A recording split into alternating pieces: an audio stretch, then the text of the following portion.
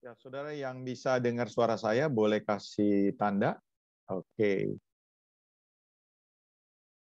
Saya ajak kita bersama-sama untuk berdoa terlebih dahulu. Bapa kami di dalam sorga, kami mengucap syukur karena dari sekian banyak anak-anak-Mu Tuhan, kami terpilih untuk ada di dalam hadirat-Mu dalam ibadah persekutuan office Tuhan yang boleh kami adakan siang hari ini. Kami yakini dan kami percayai bahwa persekutuan kami dengan Tuhan tidak akan pernah sia-sia.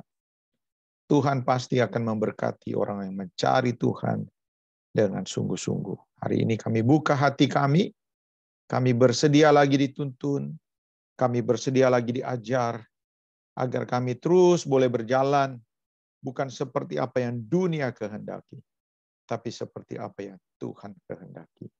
Urapi kami semua, urapi hamba-Mu, layakkan jadi berkat dalam nama Yesus.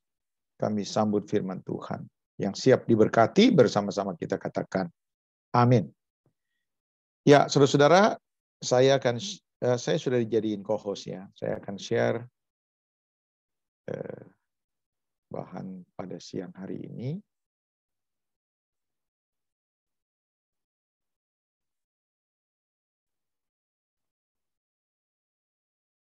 Ya, apakah saudara bisa lihat gambarnya? Oke ya, puji Tuhan.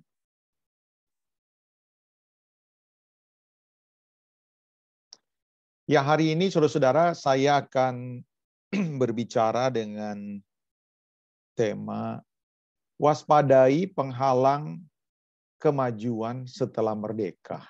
Ya, tentu berkaitan dengan bulan Agustus kita merayakan kemerdekaan. Ya, saudara-saudara, kita perlu waspada terhadap penghalang kemajuan setelah merdeka. 77 tahun kan kita sudah merdeka, tapi harus kita akui sampai sekarang kita belum menjadi negara maju. Ya, kesenjangan sosial antara orang yang kaya dengan orang yang sederhana atau yang miskin, jelas saudara-saudara sangat mencolok sekali di negara kita. Ya, harus kita akui. Kita belum betul-betul merdeka. Ya, merdeka atas kebebasan beribadah, merdeka untuk bisa menikmati semua kekayaan alam di Indonesia. Saudara-saudara, kita ini punya negara ya. Kita pasti setuju lah bahwa kita punya negara sangat luas. Ya. Potensi alam yang dimiliki Indonesia itu sangat luar biasa. Ya, sangat luar biasa. Tapi kita belum bisa jadi negara maju yang berdiri, yang makmur atas negeri kita sendiri. Nah, tentu saudara-saudara, saya tidak akan secara khusus berbicara tentang bagaimana memajukan bangsa ini. Tapi paling tidak ini menjadi pemikiran yang mendasari. Ternyata di dalam kekristenan juga, setelah kita dimerdekakan, ternyata kita belum betul-betul menjadi orang yang merdeka. Ya, saudara-saudara. Nah, hari ini kita mau merenungkan tema ini. Waspadai penghalang kemajuan setelah kita merdeka. Filipi 3 ayat 13 dan 14 ini yang mendasari untuk kita waspada terhadap jebakan-jebakan atau penghalang-penghalang yang menyebabkan anak-anak Tuhan tidak bisa maju, tidak bisa betul-betul merdeka di dalam Tuhan. Filipi 3 ayat 13 dan 14 saya akan baca. Saudara-saudara, aku sendiri tidak menganggap bahwa aku telah menangkapnya. Tetapi ini yang kulakukan, aku melupakan apa yang telah di belakangku dan mengarahkan diri kepada apa yang di hadapanku dan berlari-lari kepada tujuan untuk memperoleh hadiah, yaitu panggilan sorgawi dari Allah dalam Kristus Yesus. Ya, saya akan sebentar ya, saudara-saudara, di mana nih?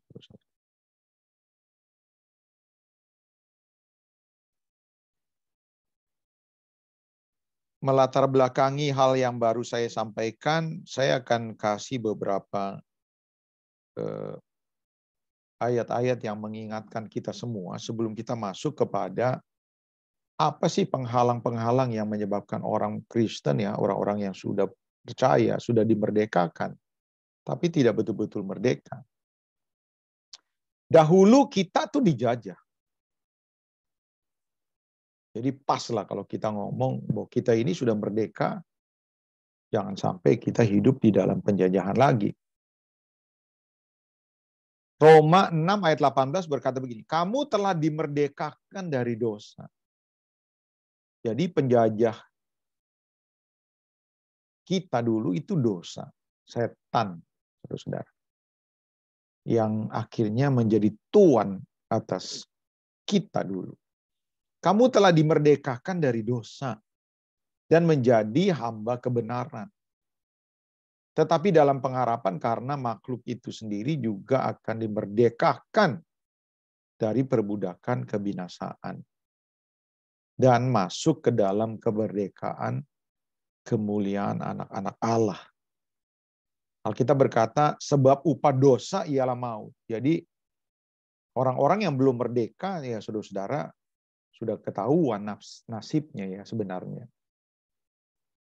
Kalau orang percaya kutuk ya, kematian secara jasmani, penderitaan, tapi juga bicara tentang kematian kekal. Ini bicara tentang hukuman kekal. Itu orang-orang yang dijajah. Tentu kita bisa mengerti analogi, misalnya satu bangsa dijajah ya. Ya, bangsa ini tidak akan makmur, hidup di dalam penderitaan. Ini kiasan dari apa yang sebenarnya terjadi dalam kehidupan setiap orang percaya. Jadi sebelum kita merdeka, destiny kita itu berada di bawah kutuk. Semakin lama semakin merosot. Kita akan melihat bagaimana kesusahan, penderitaan, dan akhirnya kematian. Bukan cuma mati secara jasmani, mati di dalam hukuman kekal, bukan seumur hidup. Ya, kalau kita di penjara seumur hidup, ya mungkin kita akan mati dikubur di dalam penjara, ya di daerah, atau mati meninggal di penjara. Bukan 100 tahun, bukan 200 tahun, bukan 1000 tahun dihukum, bukan 1 juta tahun, bermiliar-miliar tahun, kekal selama-lamanya. Nah, saudara-saudara, kita dimerdekakan dari itu.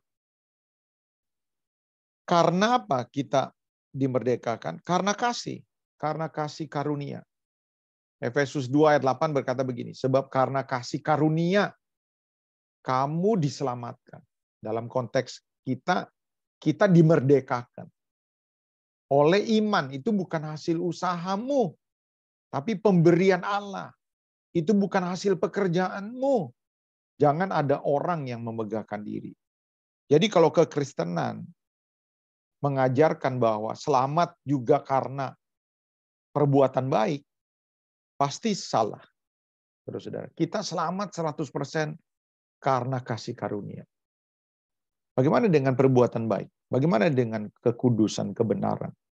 Kita wajib hidup benar, kita wajib hidup kudus. Karena apa? Karena sudah diselamatkan. Itu sebagai konsekuensi logis dari panggilan Tuhan setelah kita menerima kemurahan yang terlalu besar. 1 Petrus 1 ayat 18 berkata begini, sebab kamu tahu bahwa kamu telah ditebus. Ya, kita dijajah, kita punya tuan yang jahat. Ya, kita punya tuan yang membawa kita kepada kematian. Nah, kita dibeli, kita memiliki Tuhan yang baru karena dibeli, ditebus. Dengan cara hidupmu yang sia-sia yang kamu warisi dari nenek moyangmu, itu bukan dengan barang yang fana, bukan pula dengan perak atau emas. Perhatikan nih, melainkan dengan darah yang mahal. Saudara-saudara,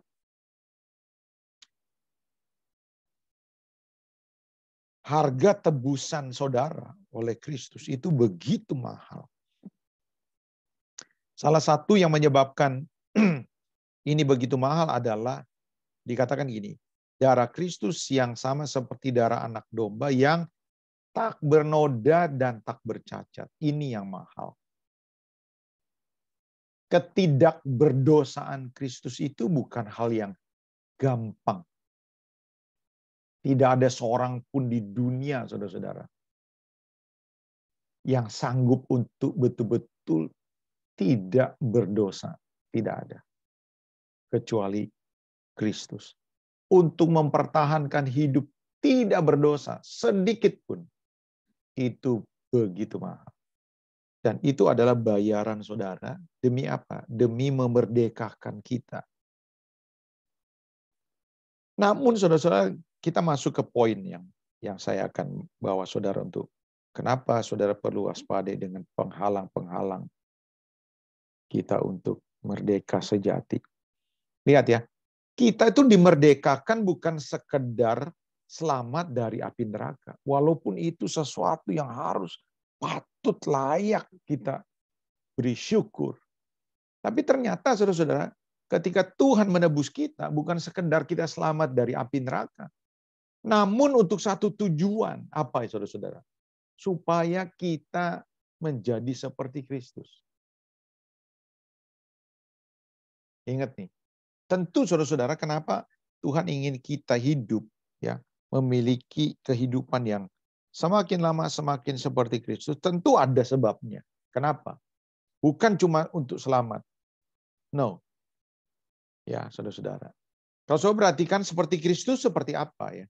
Roma 8 ayat 29 dikatakan gini, sebab semua orang yang dipilihnya dari semula, mereka juga ditentukannya dari semula untuk menjadi serupa dengan gambaran anaknya. Supaya ia anaknya itu menjadi yang sulung di antara banyak saudara. Ya, menjadi ditebus itu supaya menjadi seperti Kristus. Menjadi seperti Kristus itu bicara tentang dua. Yang pertama bicara tentang karakter ilahi. Kita semakin menjadi kudus, menjadi benar, semakin setia, memiliki buah roh. Semakin benar, semakin lembut, semakin menguasai diri, ya, semakin taat. Seperti itu, semakin berintegritas. Tapi yang kedua, saudara-saudara, menjadi seperti Kristus itu soal ini, Efesus 2 ayat 10, karena kita ini buatan Allah diciptakan dalam Kristus Yesus untuk apa? Melakukan pekerjaan baik yang dipersiapkan Allah sebelumnya. Yang mau supaya kita menjadikan pekerjaan baik berdampak itu gaya hidup. Supaya kita hidup di dalamnya. Nah, menjadi seperti Kristus itu dua tadi. Ya, saudara-saudara. Yang pertama memiliki karakter ilahi. Yang kedua memiliki keberdampakan menjadi seperti Kristus. Lukas 4 ayat 18 berkata begini, ayat 19. Roh Tuhan ada padaku oleh sebab ia telah mengurapi aku untuk menyampaikan kabar baik kepada orang-orang miskin.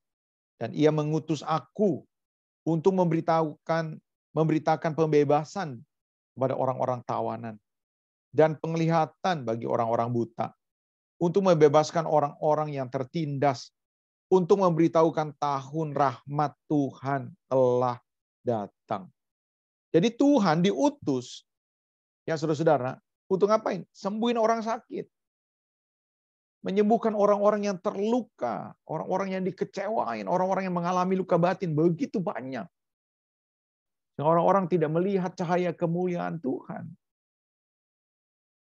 Tuhan datang untuk menyembuhkan mereka.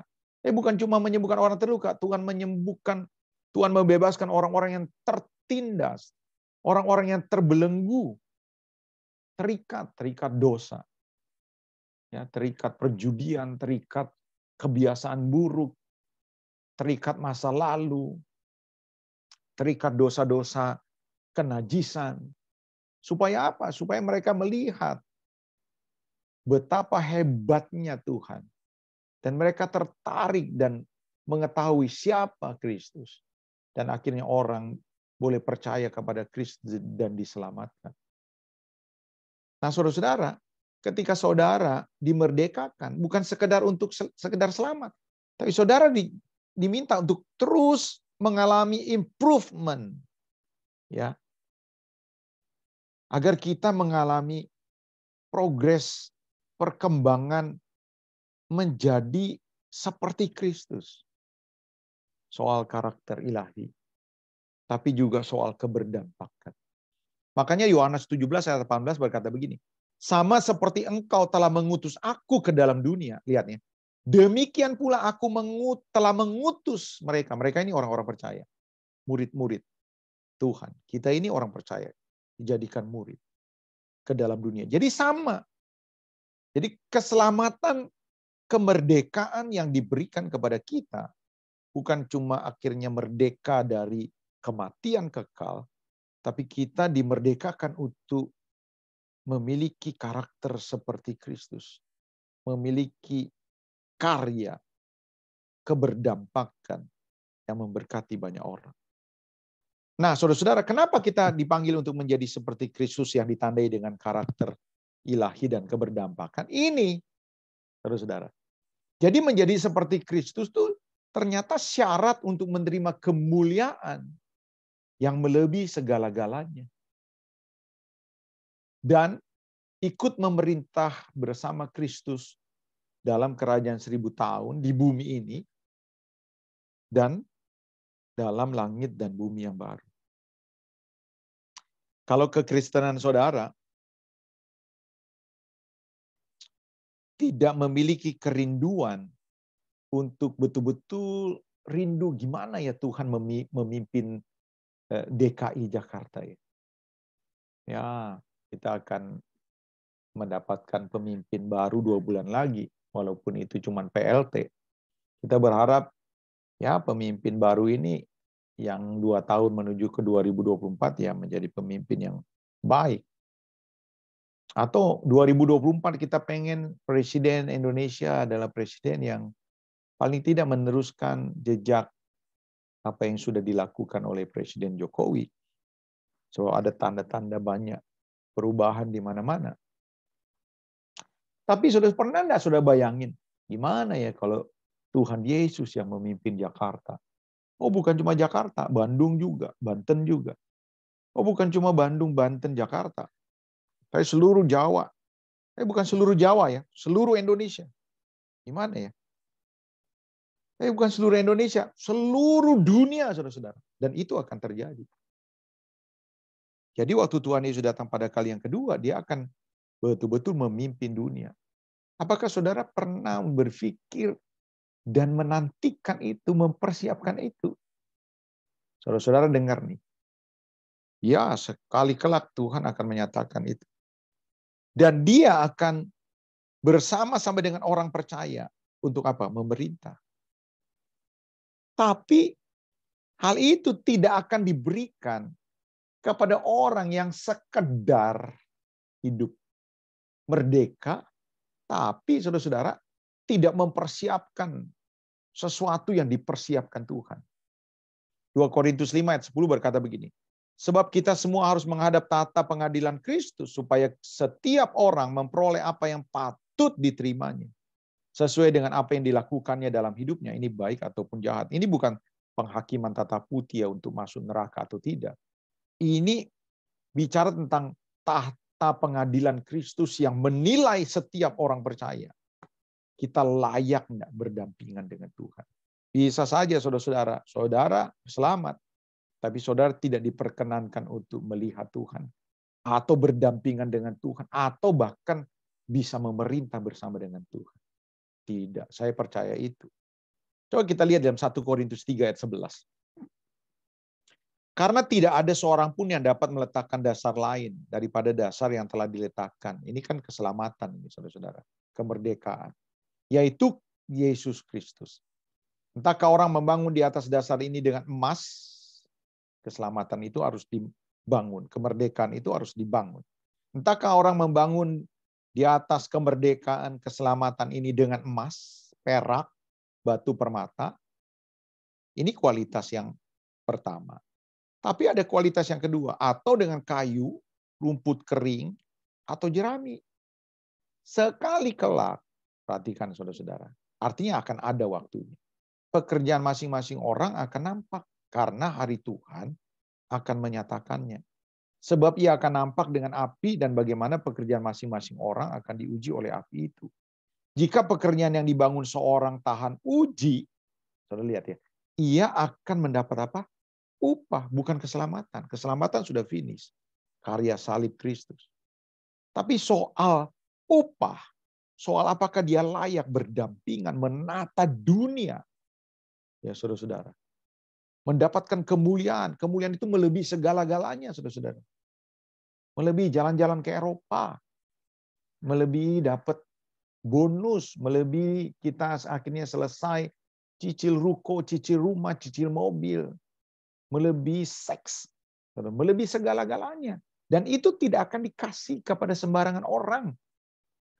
14. Jika pekerjaan yang dibangun seorang tahan uji, berkualitas emas, perak, atau batu permata, ia akan mendapat upah. 15. Jika pekerjaannya terbakar, ia akan menderita kerugian. Tetapi ia sendiri akan diselamatkan, tapi seperti dari dalam api. Merdeka, tapi miskin. Merdeka, tapi tertindas. Merdeka, tapi tidak makmur. Saudara-saudara selamat, tapi seperti dari dalam api. Nah ini yang perlu saudara dan saya harus waspadai. Jadi 3 penghalang yang menyebabkan orang tidak merdeka setelah dimerdekakan. Saudara-saudara ini, saya tutup dengan ini tadi. Yang pertama saudara-saudara, hati-hati dengan apa yang di belakang. Rasul Paulus adalah orang yang dimerdekakan oleh Kristus. Tapi dia, saudara-saudara, betul-betul merdeka. Nah, bagaimana caranya? Alkitab tadi bilang, saudara-saudara, di dalam Filipi pasal yang ketiga, aku melupakan apa yang di belakangku. Apa sih yang ada di belakang? Yang pertama, saudara-saudara, kejayaan masa lalu. Rasul Paulus itu, dia dulu jaya, saudara-saudara. Dia kaya, ya Bapak Ibu. Rasul Paulus itu termasyur. Dia bangsawan. Dia punya kapasitas, ya saudara-saudara, yang besar. Dia bahkan bisa punya akses ke dalam pemerintahan yang bisa memerintahkan tentara-tentara Roma. Saudara-saudara, kebijakan-kebijakannya itu tuh betul-betul bukan kebijakan ece-ece, saudara-saudara. Dia punya keputusan bahkan bisa membunuh gerakan-gerakan yang pada waktu itu muncul. Salah satunya apa, saudara-saudara? Kekristenan. Oh, dia jaya betul. Tapi Rasul Paulus berkata, aku melupakan itu. Berapa banyak saudara-saudara orang hidup di masa-masa lalu. Ya, saudara-saudara, itu dulu. Kadang-kadang saudara-saudara rindu masa-masa lalu. Tapi akhirnya, ya kita tidak berbuat apa-apa. Kita hidup di masa lalu. Ada yang menghalangi kita untuk berkarya. Kenapa? Kita bangga dengan apa yang kita punya. Mungkin secara pelayanan, ya kita punya prestasi. Tapi dulu, bagaimana sekarang? Yang kedua, saudara-saudara, apa sih yang ada di belakang? Yang di belakang tuh trauma masa lalu, bukan cuma kejayaan. Dulu mengalami masa-masa yang sangat memalukan.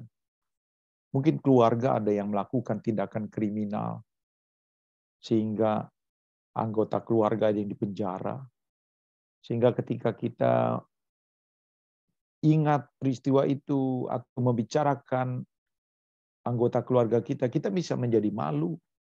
Atau mungkin kita punya pengalaman pahit, keluarga bercerai. Ya, saudara-saudara, kita punya pengalaman-pengalaman bangkrut. Kita punya pengalaman-pengalaman yang menyebabkan kita hampir dibunuh orang atau hampir mati. Sehingga kita akhirnya tidak bisa leluasa untuk menerima anugerah Tuhan, lawatan Tuhan. Ketika kita diminta untuk berkarya, lalu mulai teringat masa lalu, wah kita merasa kecil. Atau masa lalu, trauma masa lalu, saudara-saudara. Ini juga bicara tentang apakah kita pernah melecehkan orang, pernah merugikan orang, sehingga kita merasa terdakwa. Ketika kita tampil untuk melayani, kita merasa tertuduh. Kenapa? Karena mungkin ada orang yang berkata, ya lo jadi song leader, ya lo jadi pelayan Tuhan, ya lo jadi majelis. Utang lo nggak bayar. Ini keluarga gue hancur gara-gara lo. Gue dilecehkan karena lo. Jadi saudara-saudara ada dakwaan yang menyebabkan kita terus merasa bersalah. Ini merupakan hal-hal trauma masa lalu yang menahan kita untuk bisa lepas berkarya bagi kerajaan Allah. Untuk terus bertumbuh dalam karakter ilahi dan berdampak. Tapi apalagi di masa lalu, saudara, kedagingan. Berapa banyak saudara-saudara orang tidak bisa betul-betul dipakai Tuhan. Kenapa? Karena masih simpen dosa. Ya di gereja ya kita kelihatannya ya baik, nggak ada perubahan, nggak ada beda-bedanya dengan yang lain. Tapi siapa yang tahu apa yang kita lakukan? Beberapa orang percaya saudara-saudara terikat dengan perjudian. Beberapa orang percaya terikat dengan prostitusi, dengan pornografi.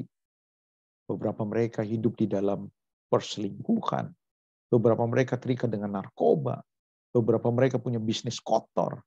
Siapa yang sangka, saudara-saudara?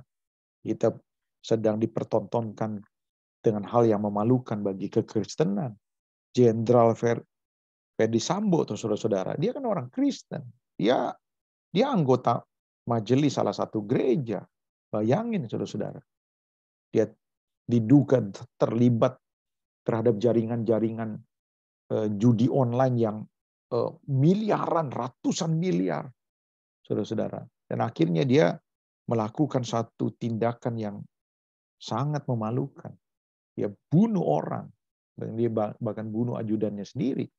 Itu kedagingan, saudara-saudara. Keegoisan. Ya, ini menghalangi orang untuk bisa bertumbuh menjadi seperti yang Tuhan mau. Yang kedua, saudara-saudara, apa yang Rasul Paulus katakan? Aku melupakan apa yang di belakangku dan apa? Mengarahkan pandanganku, saudara-saudara, ke arah apa? Ya ke depan. Fokus dengan panggilan sorgawi. Hati-hati dengan kehilangan fokus, saudara-saudara. Jangan kita fokus untuk yang sementara. Alkitab berkata begini, karena di mana hartamu berada, di situ juga dikatakan apa? Hatimu berada. Jadi artinya, saudara-saudara, kalau kita fokusnya hati kita terhadap pencapaian-pencapaian, karir aja, apa yang kita mau dapatkan, seperti ini. Saudara-saudara lihat ya, kata-kata ini, di mana hatimu berada, di situ, di mana hartamu berada, di situ hatimu berada. Jadi, kalau hati kita cuma hal-hal yang sementara, kita tidak akan mungkin fokus untuk hal yang kekal. Atau kita lakukan untuk hal kekal sekedarnya aja. Itu bukan sesuatu yang menjadi prioritas buat kita. Makanya Rasul Paulus berkata begini, sebab kami tidak memperhatikan yang kelihatan, melainkan yang tidak kelihatan.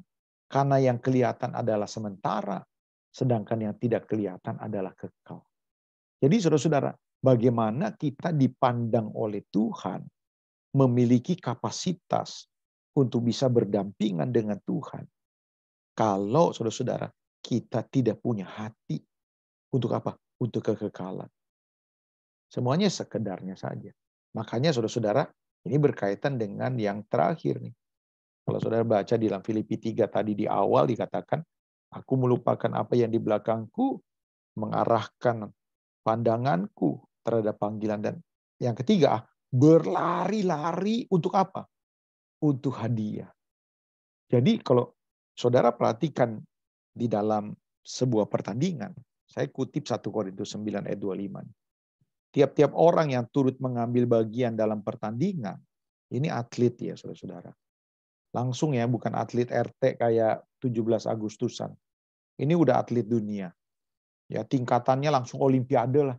Bukan Asia Tenggara atau Asia, langsung olimpiade. Tiap-tiap orang yang turut mengambil bagian dalam pertandingan, lihat ya, harus menguasai dirinya dalam segala hal. Untuk olimpiade, saudara-saudara, orang harus dikarantina bisa 3 bulan atau 5 bulan. Bahkan setahun sebelumnya. Karena ini puncak tertinggi dari prestasi seorang atlet, medali emas, hadiahnya juga bisa miliaran. Jadi harus menguasai diri, harus betul-betul rutin latihan setiap hari atlet itu. Pagi 3 jam, sore 3 jam. Setiap hari. Dia nggak boleh begadang, nggak boleh makan sembarangan, harus betul-betul diukur, harus dibatasi pemakaian media sosial. Nggak boleh tiba-tiba dia pergi lalu tanding antar kampung begitu, misalnya dia atlet bulu tangkis begitu, nggak bisa. Harus menguasai diri dalam segala hal. Khusus untuk apa? Untuk pertandingan. Kenapa? Karena lawannya itu tingkat dunia, mengalahkan jago-jago Amerika, jago-jago China, jago-jago dari Rusia. Nggak bisa sembarangan. Lihat ya, saya ulangi. Tiap-tiap orang yang turut mengambil bagian dalam pertandingan menguasai dirinya dalam segala hal. Mereka berbuat demikian untuk memperoleh mahkota yang fana. Apa itu? Medali emas tuh, duit. Nah, lihat ayat selanjutnya. Tapi kita untuk memperoleh satu mahkota yang abadi. Jadi untuk berdamping dengan Tuhan, untuk memerintah, untuk bersama-sama dengan Kristus, untuk mendapatkan kemuliaan yang melebihi segala-galanya, kita itu dianalogikan seperti seorang atlet olimpiade. Jadi kalau kita nggak betul-betul all out, ya untuk hidup kudus, benar-benar hidup kudus, jaga hidup taat kepada Tuhan, setia kepada Tuhan, setia kepada pasangan, bertanggung jawab atas pekerjaan di sekuler kita, jadi bapak yang benar buat anak-anak, jadi ibu yang benar buat anak-anak, jadi suami yang bertanggung jawab, jadi istri yang bertanggung jawab. Kita bela-belain punya dana secara khusus untuk memberi kepada hamba Tuhan atau untuk memberi kepada ladang-ladang misi. Betul-betul kita disiplin untuk ini. Saudara dengar, jangan harap saudara layak untuk bisa berdampingan dengan Tuhan. Saudara bisa selamat. Tapi selamat bisa selamat seperti dari dalam api.